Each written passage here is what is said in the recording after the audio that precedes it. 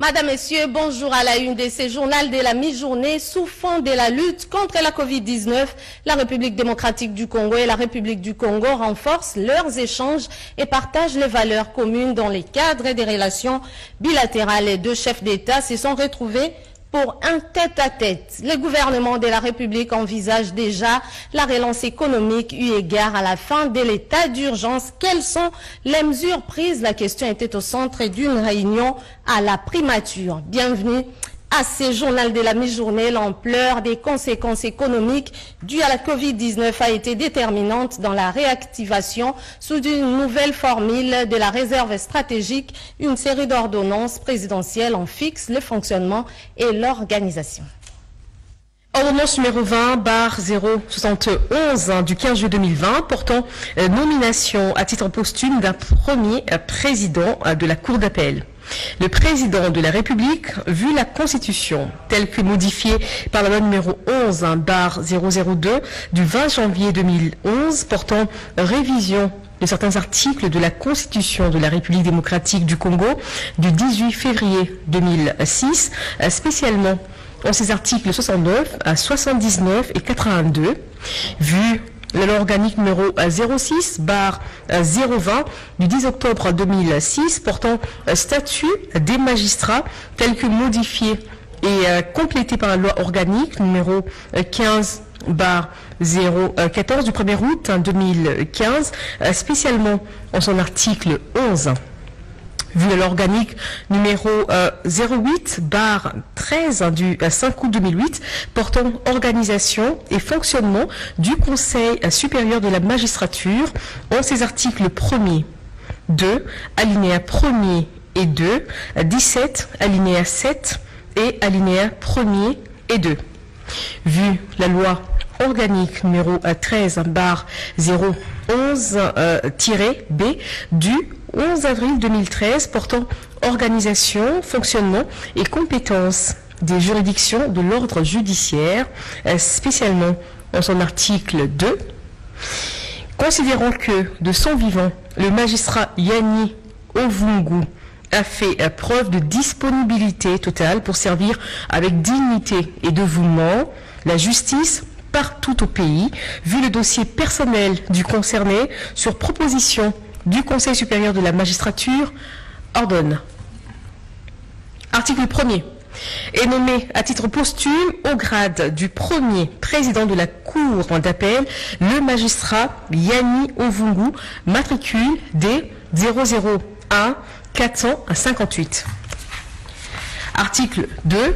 Sont abrogées toutes les dispositions antérieures contraires à la présente ordonnance. Article 3. Le président du Conseil supérieur de la magistrature est chargé de l'exécution de la présente ordonnance qui entre en vigueur à la date de sa signature. Fait à Kinshasa le 15 juillet 2020, Félix-Antoine Tshisekedi Tshilombo, Sylvestre Ilunkamba, Premier ministre, pour copie certifiée conforme à l'original, le 15 juillet 2020, le cabinet du président de la République, professeur docteur Désiré Cachemire Kolongué-Léberande, directeur AI. Ordonnance numéro 20/0112 du 15 juillet 2020 portant acceptation de la démission d'un membre du gouvernement.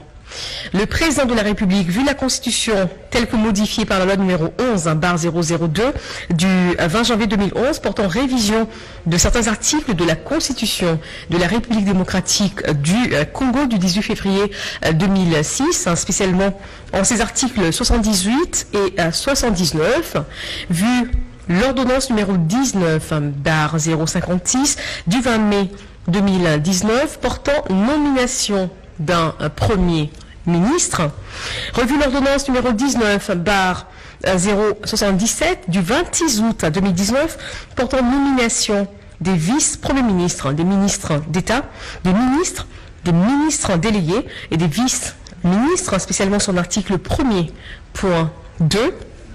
Vu l'ordonnance numéro 20/016 du 27 mars 2020 portant organisation et fonctionnement du gouvernement, modalité de collaboration entre le président de la République et le gouvernement, ainsi qu'entre les membres du gouvernement, spécialement en ses articles 14 et 36, considérant que le membre du gouvernement concerné a déposé sa démission volontaire du gouvernement, vu l'urgence et la nécessité, sur proposition du Premier ministre, ordonne.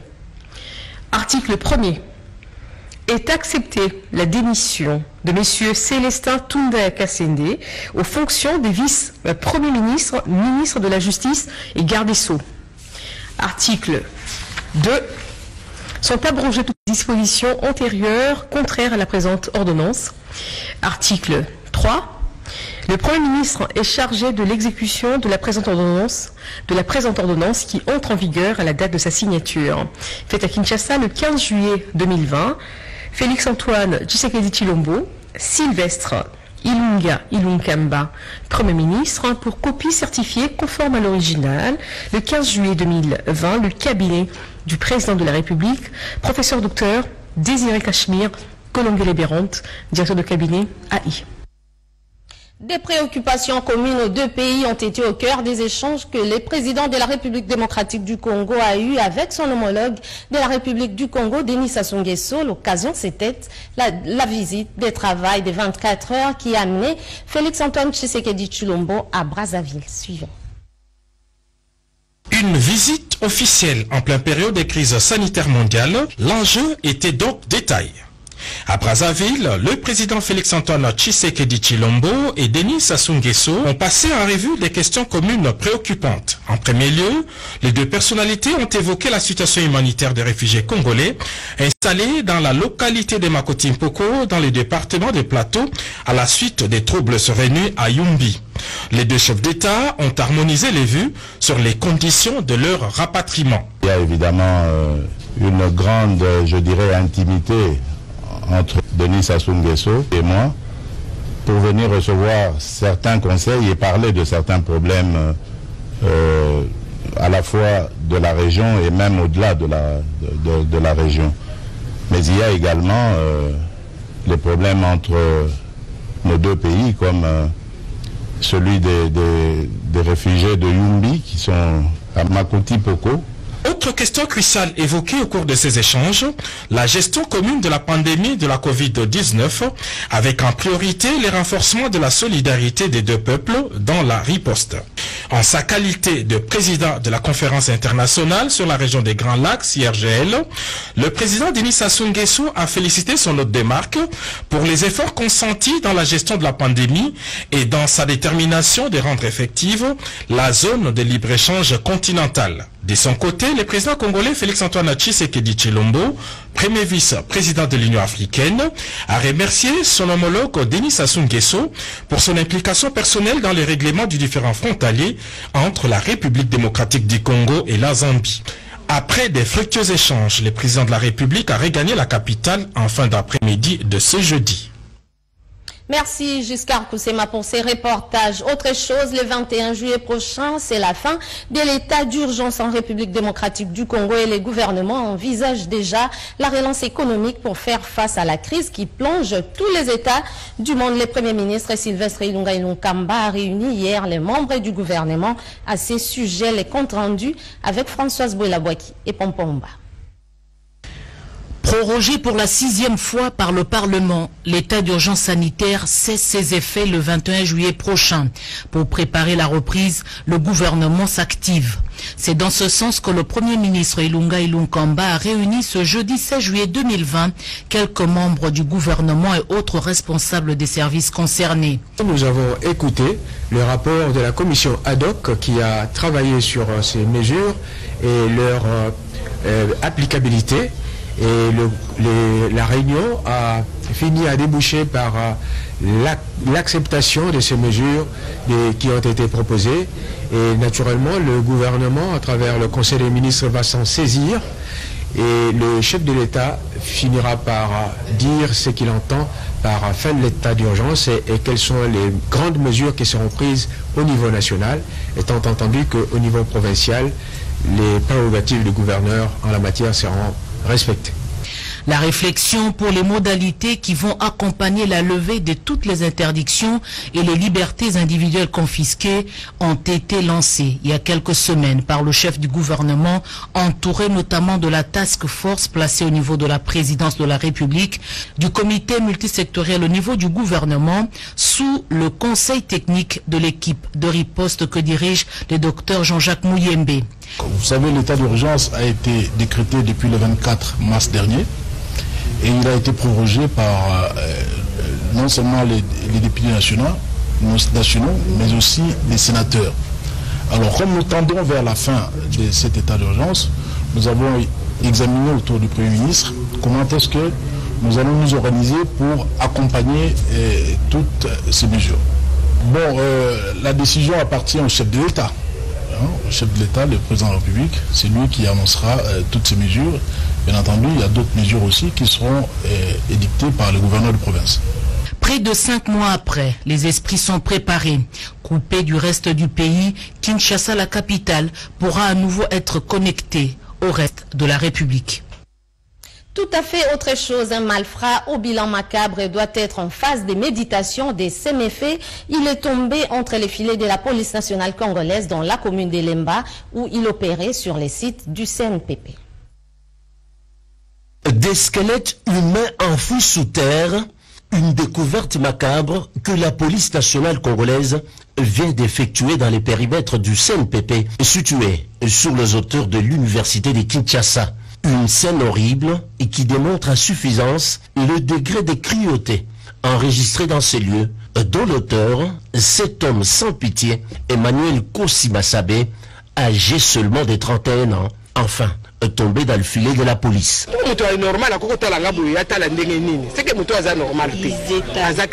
Je me rappelle de passage à cet endroit. Ces criminels nous pourchassaient.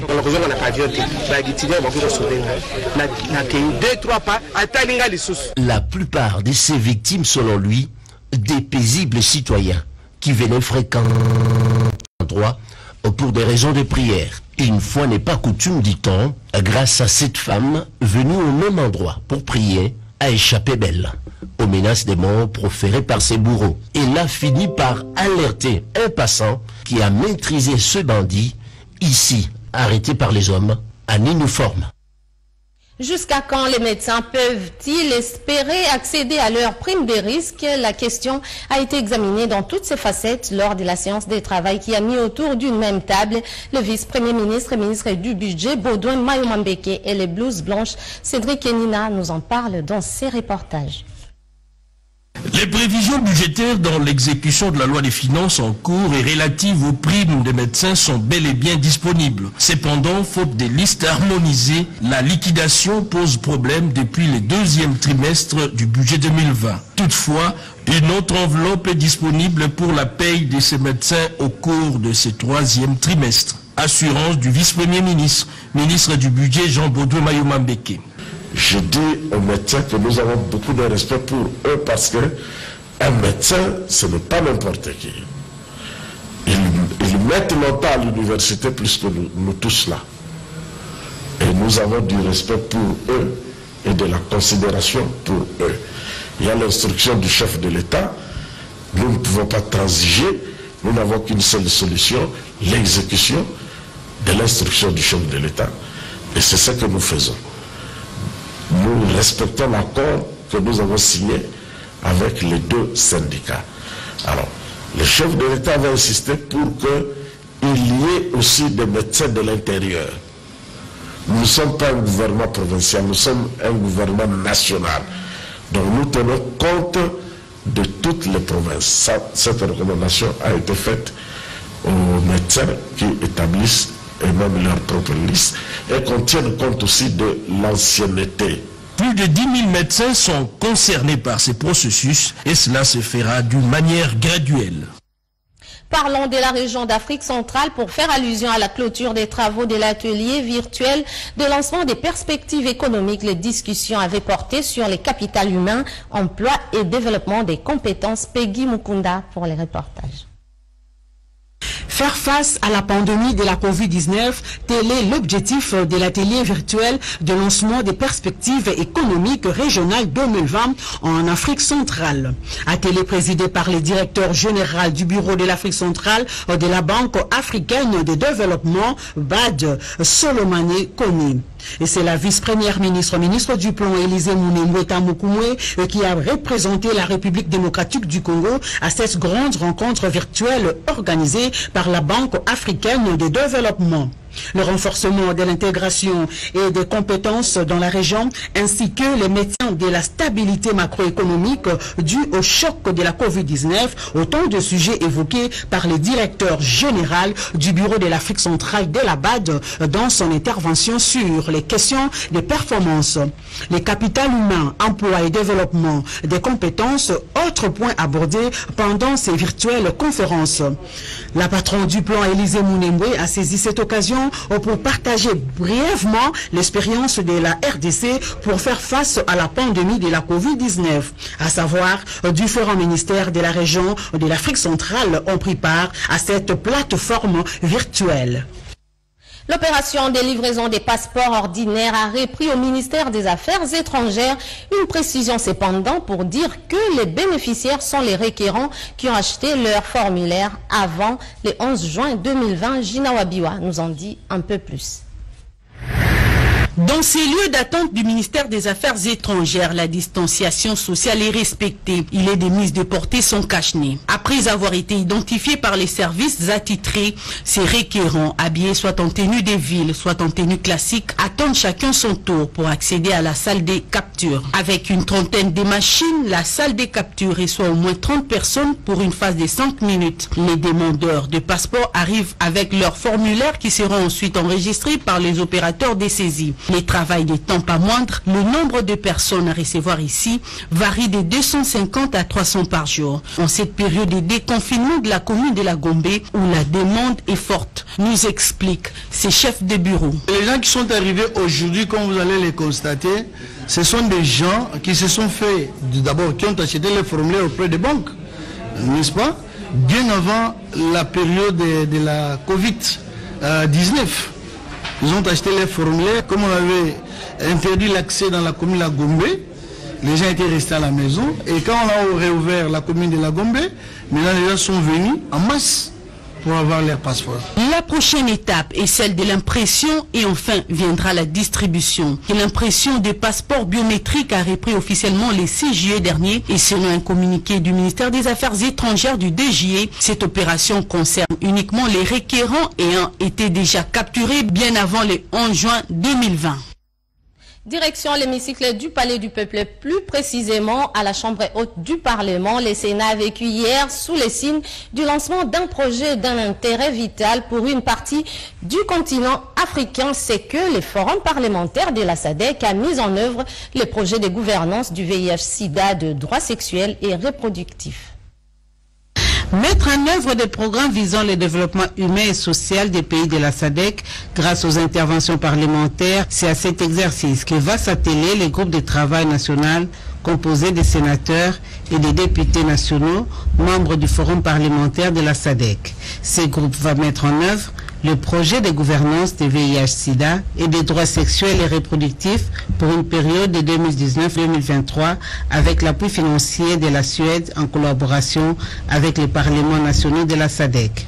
Le secrétaire général de l'Assemblée nationale, Nguvulu Koji, a lancé officiellement ce projet tout en spécifiant son objectif. Le Forum parlementaire s'est investi dans la mise en œuvre de programmes visant à améliorer la santé sexuelle et reproductive, l'égalité entre les sexes, le développement humain et social dans la région de la SADC grâce à des interventions parlementaires.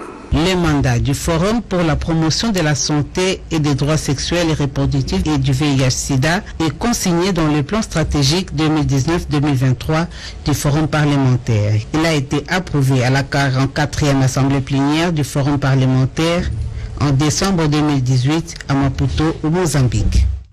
En prévision de la reprise prochaine des cours, des mesures de prévention contre les coronavirus doivent être des rigueurs. La Fondation Denis Nyakeru Tshisekedi, en collaboration avec RTL RDC, vient de faire un don de 100 000 masques destinés aux élèves et corps enseignants du pays. Naïcha Kialamouila et Charmant Lelo Zolana. Vers une probable reprise des cours pour les Bleus-Blancs dans un contexte particulier, celui de la crise encore persistante du coronavirus. Pour protéger les élèves et le corps enseignant, des mesures s'imposent. Les précautions pour éviter des contaminations en masse, la Fondation Denis Nyakeru Tshisekedi y a pensé. En collaboration avec RTL RDC, la Fondation de la Première Dame, soucieuse du bien-être de jeunes, vient de remettre un lot de 100 000 cache-nez lavables au ministère de l'Enseignement primaire, secondaire et technique. Comme vous savez, vous tous, l'éducation, c'est le socle, c'est la base de tout. Et c'est quelque chose qui me tient à cœur. Alors, j'ai pensé, comme il y a la rentrée très prochainement, à venir remettre ces dons qui vont certainement aider les enseignants et nos enfants à être protégés de ce fléau qui nous a vraiment sévi, le Covid-19. Je tiens à rappeler les gestes barrières qu'il ne faut pas oublier malgré que nous avons les masques. C'est très important d'éduquer nos enfants et leur montrer aussi les différents gestes barrières. Quand on est ensemble, et nous sommes plus fortes. Ce geste, qui est une réponse à l'appel à la solidarité lancé par le chef de l'État face à la crise sanitaire, est salué à sa juste valeur par le numéro 1 de l'enseignement primaire dans le pays. Un geste d'une symbolique indéniable dans l'éducation de nos enfants. Tient à cœur la mère de la nation que vous êtes. Vous avez besoin de rappeler votre engagement pour l'accès à l'éducation, une éducation de qualité aux milliers d'élèves que compte notre système éducatif, conformément à la vision de son Excellence Félix Antoine Tshisekedi Tshilombo, président de la République, chef de l'État.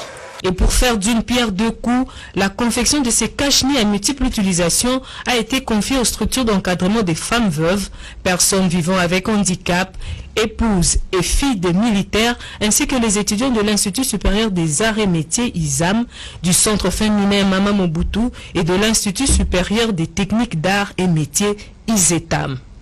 Une manière pour la Fondation de contribuer à l'autonomisation des familles touchées économiquement par la crise sanitaire et à la protection des plus jeunes face aux dangers que représente la pandémie du coronavirus.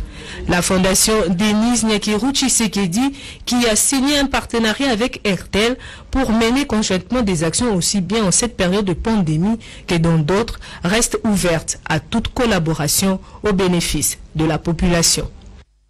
Un nouveau plan stratégique de gestion pour les lignes maritimes congolaises et ce, en vue de maximiser les recettes pour les comptes du Trésor public. Les ministres du portefeuille Clément Kouété a réuni la nouvelle équipe dirigeante des LMC à ces sujets sans papier de Chimène Dondo rendu par Renette Koulonga. En sa qualité de représentant de l'État actionnaire au sein des lignes maritimes congolaises, a instruit et exhorté la nouvelle équipe à plus d'efficacité et de rigueur dans la gestion. Le ministre Kouété a émis le vœu de voir les lignes maritimes congolaises contribuer au budget de l'État en maximisant le plus de recettes possible. Il leur a proposé un plan stratégique de gestion. Le président du conseil d'administration, Lamer Mende, a rassuré le ministre quant à la disponibilité et l'engagement de l'entreprise pour mener à bien la mission lui est confiée. Nous avons fait état au ministre de notre disponibilité à écouter, à nous inscrire dans le schéma qu'il nous a tracé, qui est celui de la rentabilisation de notre gestion, puisque une entreprise publique, ce n'est pas la fonction publique. Une entreprise publique doit générer des bénéfices pour son actionnaire dans un esprit nouveau, dans l'esprit de l'intégrité, la moralité, la dignité, à faire effectivement de cette société l'armement national. Le ministre du portefeuille Kouet va poursuivre ses différentes séances de travail avec le mandataire récemment nommé par le chef de l'État, Félix Antoine Tshisekedi Tshilombo, pour donner de nouvelles directives de gestion. La salle Monguita, connue pour ses représentations théâtrales, n'est que l'ombre d'elle-même. Nos reporters ont fait les tours sur place pour se rendre compte. Suivez. Après son passage dans le territoire de Kané, le gouverneur du Sud-Kivu, Théon Wabidjekassi, est arrivé dans le territoire d'Idjui. Au port de Kachofou, il a été accueilli par l'administrateur du territoire ainsi que le membre Benga de la chefferie éponyme. Sitôt l'accueil terminé, l'autorité provinciale s'est dirigée à l'école primaire Bougaroula, jadis épée Kaboneke, où il a coupé le ruban symbolique, marquant ainsi la mise en service de cet établissement d'enseignement primaire. C'est un bâtiment flambant neuf, construit selon les standards approuvés par le gouvernement provincial et compte 6 salles de classe capables d'accueillir chacune 48 élèves. Il en est de même de l'école primaire Bukinanyana dans le quartier portant le même nom. Sur place, le gouverneur de province Théon Wabidjekassi a effectué la ronde des salles de classe pour s'assurer de l'aspect intérieur, mais également des normes et de l'érection de ce bâtiment pour un climat paisible d'apprentissage. Il s'est sur place même imprégné d'un projet piscicole consistant à faire la culture de poissons dans des cages rectangulaires et circulaires dans le but de contribuer à l'autosuffisance alimentaire du coin. Les deux projets viennent matérialiser